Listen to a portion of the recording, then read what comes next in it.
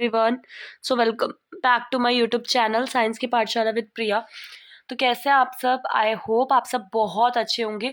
तो जैसा कि आप सबको पता है कि अभी हमने क्लास 6 की एक सीरीज शुरू की है, जिसमें हम हर चैप्टर को, जो ये नई वाली बुक है क्यूरियोसिटी करके, उसमें से हम क्या कर रहे हैं कि हर चैप्टर को वन शॉट बेसिकली कर रहे हैं, एक बार में उस चैप्टर को ख़त्म कर रहे हैं। तो ऐसे हमने फर्स्ट चैप्टर कर लिया है, ठीक है।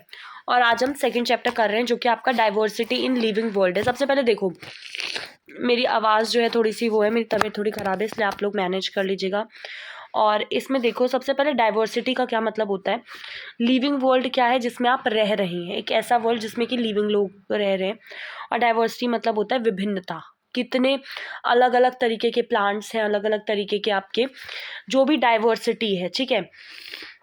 अब यहाँ पे जैसे आपको एक संस्कृत में एक श्लोक दिया हुआ है, छाया मन्यस्य कुर्वन्ति तिष्ठन्ति स्वयं मात पे फलान्यपि प्रार्थ्य वृक्षः सत्पुरुषा इव। थोड़ा अगर गलत पढ़ा हो तो उसके लिए माफ़ी, ठीक है। तो इसमें क्या बोला है कि जो पेड़ हैं, जो सूरज में खड़े हैं, स्टैंड इन द सन, जो दूसरों को क्या देते हैं, मतलब खुद पेड़ खुद धूप में खड़े हैं, खुद सन के नीचे खड़े हैं, लेकिन दूसरों को क्या दे रहे हैं? छाया दे रहे हैं। ऐसे ही उनके फ्रूट्स भी सिर्फ दूसरों के लिए होते हैं। मतलब कहने का है कि पेड़ के फ्रूट्स भी उसके खुद के नहीं हैं। ऐसे ही जो अच्छे लोग होते हैं, वो जितनी भी दुख है, तकलीफ है, हार्डशिप्स हैं, वो ले लेते हैं और दूसरों की ज़िंदगी में के लिए भला करते हैं, दूसरों के लिए। दे गिव टू अदर्स, जो भी उन्होंने कमाया होता है वो दूसरों के लिए, दूसरों को दे देते हैं, ठीक है। अब बेसिकली क्या है, it is a pleasant morning after yesterday's refreshing rain. अब डॉक्टर रघु और मनीराम चाचा, उनको इनवाइट किया गया था स्कूल में हमारी साइंस टीचर के द्वारा, मैडम सुलेखा।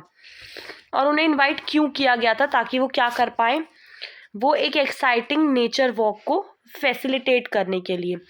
डॉक्टर रघु एक साइंटिस्ट है, जो कि बेसिकली आपका पास में ही एक रिसर्च लेबोरेटरी है, उसमें काम करते हैं।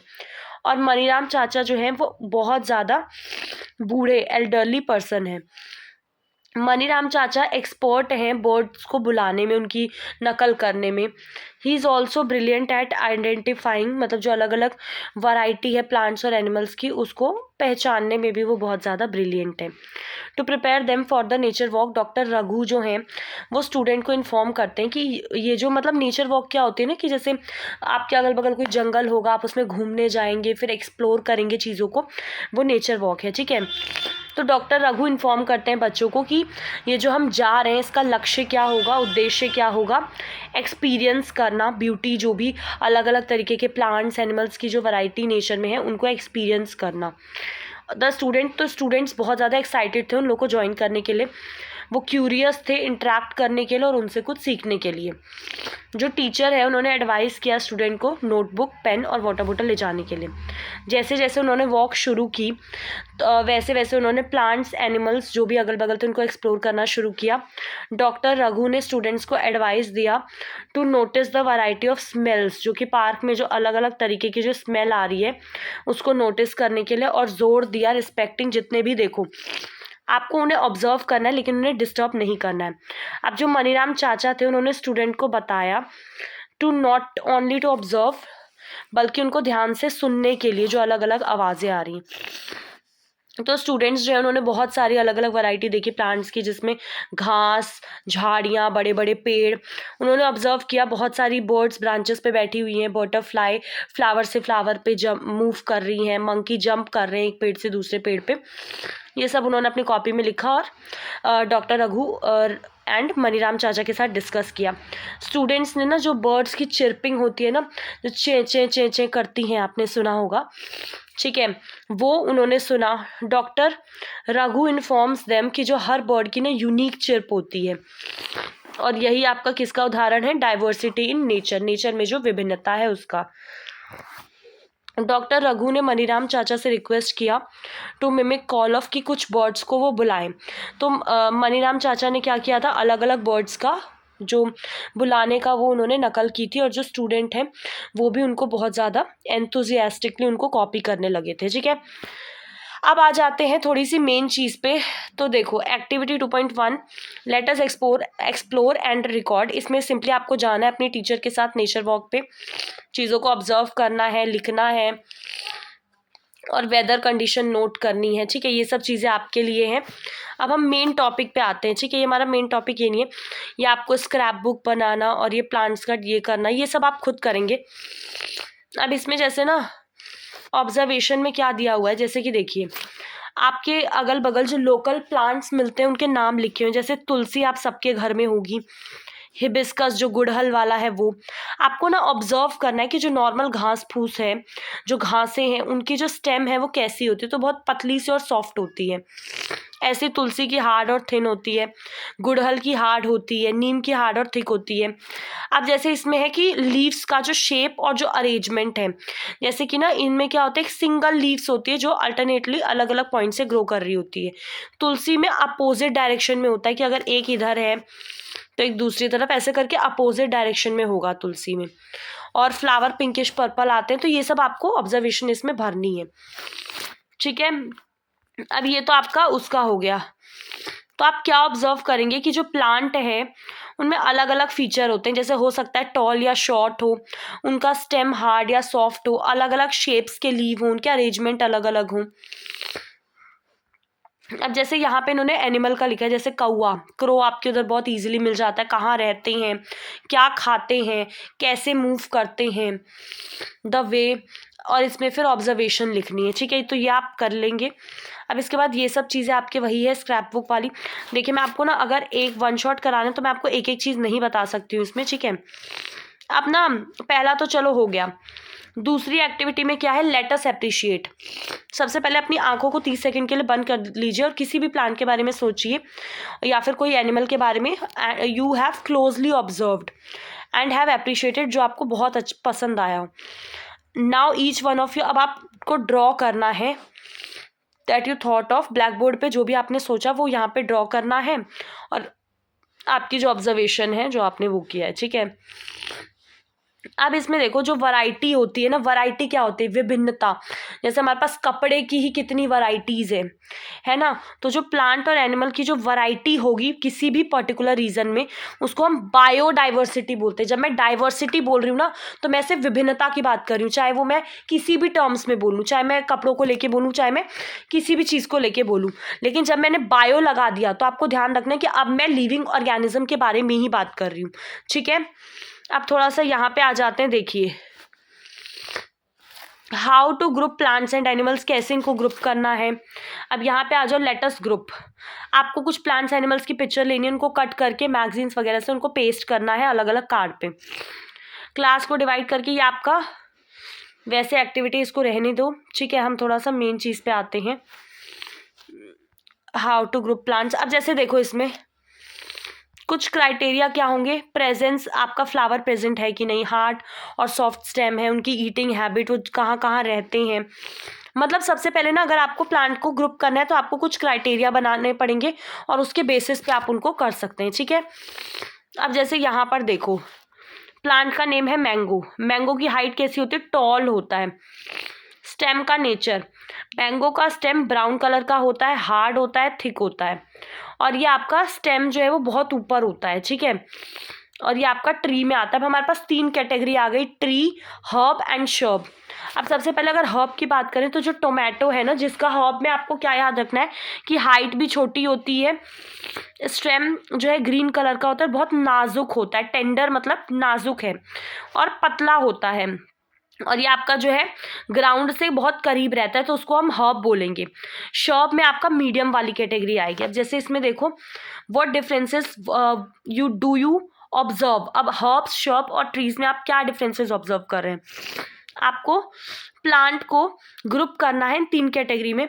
ठीक है, अब सबसे पहले कुछ जो प्लांट हैं वो बहुत ज़्यादा टॉल होते हैं, बहुत हार्ड, थिक, ब्राउन, और बहुत स्टेम उनकी वुडी होती है। उनके जो ब्रांचेस होते हैं वो ऊपर होते हैं, बहुत ज़्यादा ग्राउंड से बहुत ज़्यादा ऊपर होते हैं, तो उनको हम ट्रीज बोलते हैं। ठीक है, जैसे मैंगो ट्री हो गया। ठीक है, अब आ जाते हैं शर्ब क्या है। अब जैसे श्रब्स हैं, ठीक है, ये जो प्लांट्स होते हैं ये ट्री के जितने टॉल नहीं होते, इन प्लांट्स का ब्राउन वुडी स्टेम होता है जो कि आपका ग्राउंड के बहुत क्लोज होता है, ठीक है। स्टेम्स आर हार्ड लेकिन थिक नहीं होती, और इनको हम बोलते हैं शर्ब्स, जैसे कि आपका रोज प्लांट एक शर्ब है। अब ऐसे हर्ब जो मेडिसिनल प्लांट होते हैं मोस्टली, जैसे कि आपके कुछ प्लांट्स हैं जो टिपिकली स्मॉल है, सॉफ्ट और ग्रीन स्टेम होती है, इनको हम हर्ब्स बोलते हैं, जैसे आपका टोमेटो, ठीक है। अब क्लाइंबर्स और क्रीपर्स क्या होते हैं, बहुत इंपॉर्टेंट है। कुछ प्लांट होते हैं जिनकी स्टेम बहुत कमज़ोर होती है, उनको ना चढ़ने के लिए ऊपर सपोर्ट चाहिए होता है ग्रो करने के लिए, तो उनको हम क्लाइंबर्स बोलते हैं। वो क्या करते हैं, जैसे कोई प्लांट यहाँ पे कोई पेड़ वेड़ ग्रो हुआ है, उसी के ऊपर ऊपर ऊपर चढ़ के क्लाइंबर्स बोलते हैं उनको, ठीक है। और कुछ प्लांट जमीन पर ही, ग्राउंड पर ही आपका ऐसे ऐसे करके लेटी हुई लगती है हमें, तो उनको हम लोग क्रीपर्स बोलते हैं, ठीक है। अब इसके बाद आ जाते हैं नेक्स्ट एक्टिविटी 2.5 में, लेट अस कंपेयर।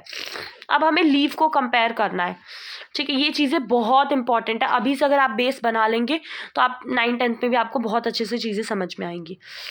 अब इसमें सबसे पहले वेन्स क्या होता है, ये पतली पतली लाइंस होती हैं लीव्स के ऊपर, जैसे ये आपको दिख रही है, इस पे जो लाइंस दिख रही हैं पतली पतली पतली पतली, और जो पैटर्न होगा ना उनका, जैसे कि कैसा पैटर्न बना रही है, पैरेलल है या फिर जाली जैसा बना रही है, उसको हम वेनेशन बोलते हैं, ठीक है। ये आपका हिबिस्कस लीव है, इसमें रेटिकुलेट वेनेशन क्या होता है, जो जाली जैसा दिख रहा है। पैरेलल वेनेशन आपका बनाना ट्री में होता है, और ग्रास की लीव में भी आपका पैरेलल वेनेशन होता है। एक बार देख लेते हैं, कुछ लीव्स में क्या होता है, नेट लाइक पैटर्न होता है दोनों साइड, तो उसको हम लोग रेटिकुलेट बोलते हैं, नेट लाइक, ठीक है। जैसे हिबिस्कस हो गया, ऐसे कुछ लीव्स में क्या होता है, पैरेलल रन कर रही होती है, तो उसको हम पैरेलल वेनेशन बोलते हैं, जैसे आपका बनाना प्लांट हो गया, ठीक है। अब इसके बाद रूट का देख लेते हैं, ठीक है। रूट का सिस्टम में क्या है, रूट आपको दो तरीके की मिलेंगी, एक होता है टैप रूट सिस्टम। अब टैप रूट सिस्टम में क्या होता है, आपको ना पता चल जाएगी, एक तो बिल्कुल बीच में मोटी सी होगी, एक तो बिल्कुल, और उसके अगल बगल ना मेन ब्रांच होगी, एक बीच में मेन रूट होगी, बीच में मेन रूट बीच में होगी, और बाकी अगल बगल ना ऐसे करके इसके लेटरल साइड पे ऐसे ऐसे करके होंगे। मतलब इसमें आपको मेन आपको पता चल जाएगा, जैसे टोटी होती है टैप रूट में, आप ध्यान रखना, आप टोटी खोलते हो तो पानी की धार बिल्कुल नीचे आ रही है, और अगल बगल से उसके कुछ कुछ वो भी निकल रहे होते हैं। और फाइब्रस रूट में ना आप पता ही नहीं लगा पाओगे कि मेन रूट कौन सी है। जैसे आप देख लेते हैं यहाँ पे, इस प्लांट में एक मेन रूट होती है, इस लाइन को बहुत अच्छे से याद रखिएगा कि टैप रूट में टोटी की तरह एक मेन रूट होगी, और स्मॉल साइड्स उसके उधर से निकल रही होंगी, ठीक है। जैसे कि आपका हिबिस्कस है, ठीक है, वैसे ही आपकी कुछ कॉमन ग्रास होती है, इनमें इनकी रूट ना एकदम बंच छोटे छोटे साइज की होती हैं, और आपको पता नहीं चल पाएगा कि वो कौन सी है, मेन रूट कौन सी है, ठीक है। अब जैसे इसमें ना याद रखिएगा, सदाबहार जो प्लांट है उसका टैप रूट होता है, और उसकी लीफ में रेटिकुलेट वेनेशन होता है, ठीक है। तो आपको ना मोस्टली प्लांट में ऐसा मिलेगा, एक्सेप्शंस हो सकते हैं, लेकिन जहाँ पे रेटिकुलेट वेनेशन है वहाँ पे टैप रूट हो, ठीक है, और जिनका फाइब्रस रूट है वहाँ पे पैरेलल वेनेशन हो, ठीक है। जनरली जो प्लांट आपके रेटिकुलेट वेनेशन कौन सा था, जो नेट लाइक स्ट्रक्चर है, और टैप रूट क्या होता है, जिसमें कि आपका मेन रूट एक होती है, बाकी अगल से साइड से निकल रहे होते हैं, ठीक है। और ऐसे ही आपका parallel venation have a fibrous root, ठीक है। जैसे एग्जाम्पल दिया हुआ है कि जो चिकपी है, जो चना है, उसमें टैप रूट और रेटिकुलेट वेनेशन होता है। वैसे ही वीट का दिया हुआ है जिसमें कि फाइब्रस रूट और पैरेलल वेनेशन होता है, ये आपको याद करना पड़ेगा। अब आते हैं, देखो मोनोकॉट डाइकॉट क्या होता है, इसको भी देख लेते हैं जल्दी से। अब देखो, आपने नोटिस किया होगा कि जब चिकपी सीड्स को आप ऐसे दो में तोड़ेंगे, जैसे ये है, दो में जब तोड़ेंगे तो आपको each part is called cotyledon, तो इनको, ये जो पार्ट है ना जिसको खाएंगे हम, उसे कॉटिलिडॉन्स बोलेंगे। प्लांट्स जिनमें की सीड विथ 2 कॉटिलिडॉन्स होंगे उन्हें डाइकॉटिलिडॉन्स बोलते हैं।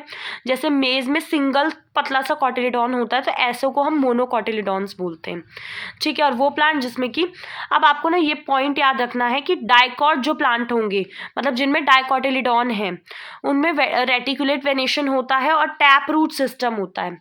वैसे ही जो मोनोकॉट प्लांट होते हैं उनमें पैरेलल वेनेशन होता है और फाइब्रस रूट सिस्टम होता है, ठीक है। अब इसके बाद आप थोड़ा सा देख लेंगे तो ये आपका डाइवर्सिटी वाला है, एनिमल में डाइवर्सिटी, ठीक है।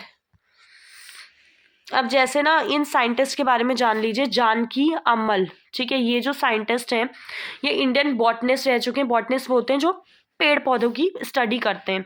इन्होंने अपना डेडिकेटेड टू इन्वायरमेंटल वर्क, और इन्होंने बेसिकली क्या किया, इंडिया के जो रिच प्लांट बायोडाइवर्सिटी उनको बचाने में, उनको संरक्षण प्रोवाइड करने में इन्होंने बहुत ज़्यादा इंपॉर्टेंट रोल प्ले किया है। इन्होंने सेव साइलेंट वैली मूवमेंट चलाया है। As the head of botanical survey of India इन्होंने प्रोग्राम चलाए हैं to document the plant diversity in India, ठीक है। अब थोड़ा सा यहाँ पे देख लेते हैं success story, save silent valley movement. ये आपकी रियल स्टोरी है। आपको केरला पता होगा, केरला में पलक्कड़ डिस्ट्रिक्ट है, वहाँ के फॉरेस्ट की ये असलियत वाली कहानी, असली कहानी है। ये आपका प्रिजर्व करना, जो अनटच्ड ब्यूटी है, जो एवरग्रीन फॉरेस्ट क्या होते हैं, जो हमेशा सदाबहार वाले, जो हमेशा ग्रीन रहते हैं, एंड इट्स उसकी जो रिच बायोडाइवर्सिटी है, जो उसके अलग अलग प्रकार है, उनको बचाने के लिए ये वाला मूवमेंट चलाया गया था। Now famous silent valley was saved by remarkable movement, जो कॉमन लोगों ने चलाया था, जो बेसिकली वहाँ पे रहते नहीं थे। The battle against the proposal of hydro electricity, हुआ क्या था कि जो डैम बनाने का एक प्रपोजल पास हुआ था अक्रॉस द कुंथी पूजा रिवर, जो 10 सालों से है। एट दैट टाइम पीपल जो है उन्होंने जितने भी अवेलेबल मीन्स थे उनका यूज़ कर लिया। जैसे उन्होंने अवेयरनेस प्रोग्राम चलाए, एडिटर्स को लेटर लिखे, आर्टिकल्स, न्यूज़पेपर्स, सुप्रीम कोर्ट में पिटीशन, अपील, तो मूवमेंट जो है वो सक्सेसफुल, ठीक है। अब यहाँ पे प्लांट्स और एनिमल्स हमें अपनी अगल बगल देखना है। जैसे एक बात बताओ, आपने ना, आप मछली और गोट इनको एज ए एग्जाम्पल लो, इनकी बॉडी कैसी है, क्या है।